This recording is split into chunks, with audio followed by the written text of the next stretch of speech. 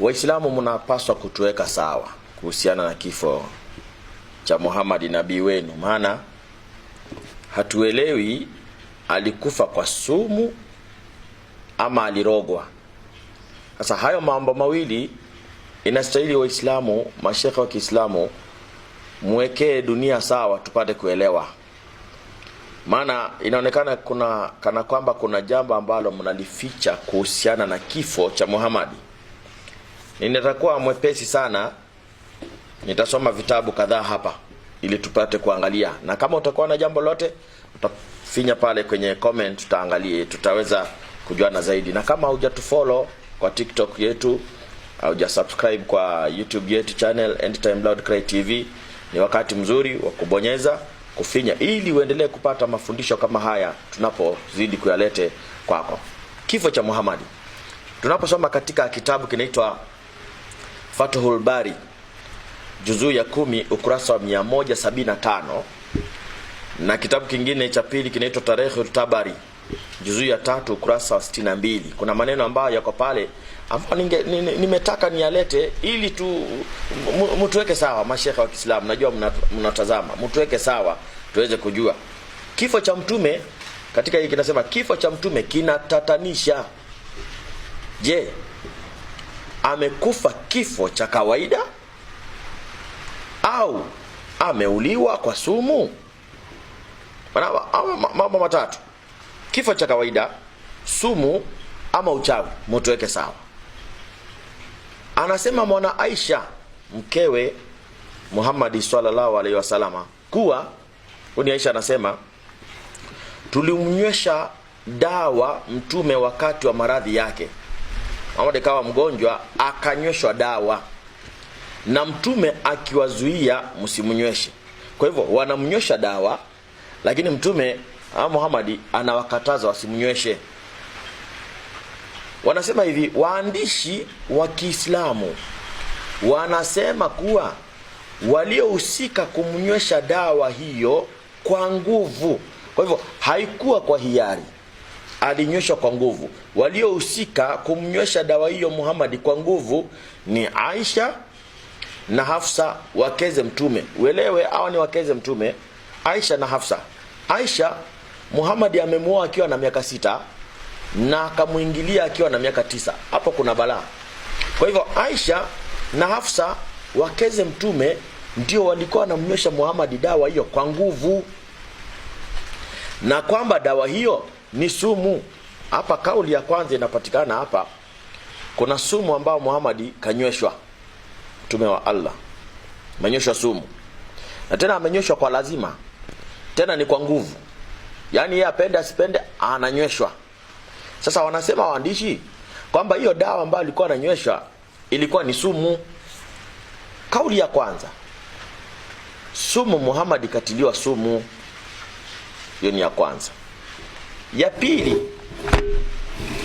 pili ninaisoma katika Qur'ani, tafsiri ya Farisi chapa ya 8. Hii hapa mnafikiri mnaiona chapa ya 8. Na kama una hivi vitabu unaweza ukapiga hiyo namba iko hapo chini ukaagizia ukapata vitabu hivi vikakusaidia ili kuweza kuwahubiria marafiki zetu wa dini ya Kiislamu. Ya kwanza, Muhammad ametiliwa sumu, amenyeshwa sumu. Sasa alikufa kwa sumu ama gani? Mtatueleza kwenye comment. Ya pili, kuna mambo ya kishirikina yanaonekana. Na ukumbuke unaposoma kitabu cha Hesabu 23:23 inasema hakuna uchawi kwa watu wa Mungu. Lakini sasa hapa Muhammad anaathirika na uchawi. Katika Qur'ani hii tafsiri ya Farsi chapa ya 8 ukurasa wa 977 inasema katika ubeti wa kwanza inasema athari ya uchawi juu ya mtume sallallahu alaihi wasallam. Kwa hivyo kaathirika na uchawi. Hilo usilipinge hilo. Muhammad kaathirika na uchawi. Wanasema hivi: basi hatuwezi kukaidi au kukana hadi kiwango gani maadui waliweza kumfanya mtume sallallahu alaihi wasallam aseme na atende mambo kwa nguvu ya uchawi. Kumbe Muhammad kuna kipindi kimefika akawa anasema na anatenda mambo kwa nguvu ya uchawi. Si wahai tena. Waislamu tuelewane. Si wahai tena. Kwa nguvu na influence ya uchawi. Mtume wa Allah huyo.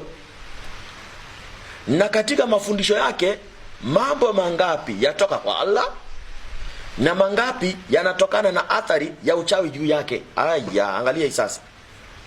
Sasa Waislamu hamwezi mkabainisha hii ni ya Allah na hii ni ya uchawi. Yote yamekuwa maana inatoka kwa mtu mmoja. Sasa wahai ni wa Allah ama wa uchawi? Kwanza katiwa sumu, hii kuna athari ya uchawi inaonekana. Na amezungumza under influence ya uchawi. Wanaulizana hapa ati na katika mafundisho yake hawawezi wakabainisha mambo mangapi yatoka kwa Allah na mangapi yanatokana na athari ya uchawi juu yake. Pia wanasema aje kuwa hadithi hizi za pingana na Qur'an. Hivyo ndio najua mashehe wengi watazungumza. Najua wanaangalia watasema hapana, hizo hadithi ni dhaifu, zinapingana za Qur'an. Farisi aliwatangulia kitabu. Na unijua Farisi alikuwa kadhi mkuu hapa Kenya. Alikuwa msomi.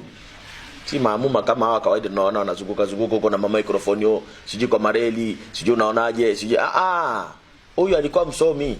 Na najua hao ndio wanakuwa wa kwanza kukimbia kusema hapana. Unajua hizo hadithi ni dhaifu, hata hadithi zenyewe hawazijui, hata Kiarabu chenyewe hawakijui, maskini.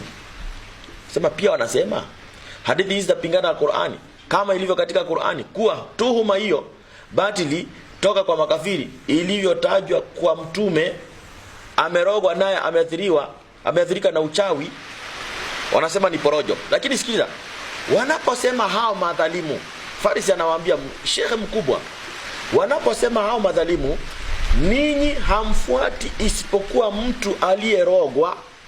Akakupatia Qur'ani 17:47. Wanaposema hao madhalimu, ninyi hamfuati isipokuwa mtu aliyerogwa.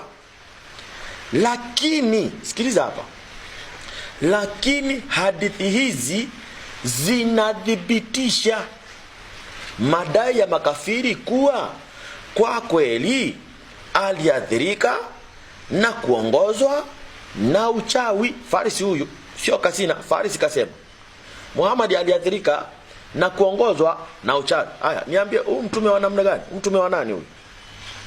Hata Muislamu najua unaanza kushangaa hii kitu inakuaje. Mbona hivi vitu watufundishwe misikitini? Ni kweli Waislamu hamwezi fundishwa mambo kama misikitini. Misikitini mtaambiwa tu kariri Qur'ani. Misikitini mtaambiwa tu fanya hivi. Sijui ikifika Ramadhani, funga Ramadhani. Lakini mambo kama huwezi ambiwa. Sasa kule karogwa, hapa katiwa sumu, gani tutaamini? Amekufa kifo cha aina gani? Ndio tunawaambia bwana, achaneni na huyo mtume. Achaneni na Uislamu kabisa. Kwa sababu gani? Unaongoza watu katika njia ya uchawi. Na ndio sababu unaona hata mwenyewe alishiriki katika mambo ya uchawi unapoendelea kusoma pale. Sasa Farisi anasema kwamba yote inadhibitisha madai kwamba Muhammad kaongozwa na kufundisha kwa nguvu za uchawi. Kumbe huyo jamaa karogwa. Asikiza. Ingine natoa hapa. Katika Mayunga nasoma Qur'an tafsiri ya Ali Juma Mayunga, ambacho kitabu hiki Waislamu wakikiona wanashikwa na wasiwasi kwenye matumbo. Ukurasa 1422. Tunatafuta kifo cha Muhammad kilikuwaje? Ni uchawi ama ni sumu? Waislamu kwenye comment mtujuze. Katika ukurasa wa 1422 inazungumzia tukio la Gharanik.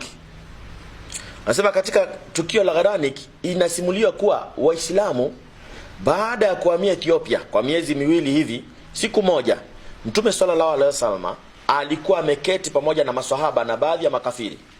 Mara Mwenyezi Mungu akamteremshia suratul Najm. Mtume akaisoma, alipofikia aya, je, mmewaona Lata na Uza na Manata mwingine watatu? Wengi watatu wa Kiarabu. Shetani wakati amefika pale, mmewaona Lata, Uza na Manata watatu. Shetani, sikia, si malaika tena. Kumbe inadhibitisha huyu kaongozwa na uchawi. Muhammad kaongozwa na uchawi, na uchawi unaletwa na shetani. Shetani akamnongonezea matamko fulani, akayasema akifikiri ni sehemu ya wahi, nayo ni hao ni waungu watukufu, yani Lata, Uza na Manata kwamba ni waungu watukufu. Kwa sababu ukisoma Qur'ani 18 Farisi sura 18 aya 65 inasema basi wakamkuta mja katika waja wetu sisi Mwenyezi Mungu. Sisi Mwenyezi Mungu gani? Lata, Uza na Manata. Shetani akaangalia na Muhammad akasema, akifikiri sehemu ya wao, akasema hao ni waungu watukufu na kwamba maombi yao bila shaka yanatarajiwa. Mtume akaendelea kusoma aya mpaka alipofika aya tusajida. Mtume akasujudu na Waislamu nao wakasujudu pamoja naye. Makafiri walipoona kuwa Mtume amewasifu masanamu yao kwa sifa ya uungu, nao wakaporomoka wakasujudu pamoja na Waislamu pia wakasujudu kwa matamko ya shetani.